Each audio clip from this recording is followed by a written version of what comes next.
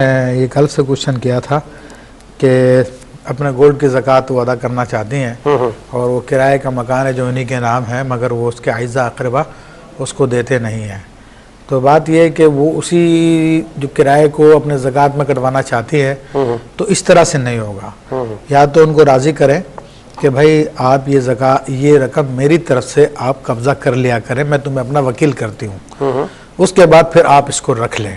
तो अगर इस बात पे वो राज़ी हो जाते हैं तो फिर जितनी रकम वो रखेंगे उतनी रकम में से उनकी ज़कात पहले कटौती हो जाएगी, क्योंकि अभी तो डायरेक्ट वो अपने लिए कब्जा कर रहे हैं, गसब कर रहे हैं वो लोग। उसे आपकी इजाज़त से एक सवाल ज़हन में आया है कि जेठ साहब जो कब्जा कर रहे हैं, अगर वो खुद साहिब निसाब है फिर वो ज़कात में चला सकती है बहन हमारी? नहीं, फिर तो नहीं हो सकता ना। अगर गरीब है या चल ही सकती है मुस्तहिक है, और वो भी वो सूरत के पहले उनको राज़ी करें कि मेरे लिए लिया करें और उसके बाद फिर मैं आपको दे देती हूँ। वरना वो कहती है मैं क्या करूँ फिर?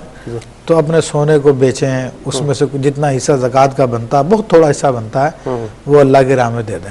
अच्छा, सोना बेच के दे। जी जी, ठीक।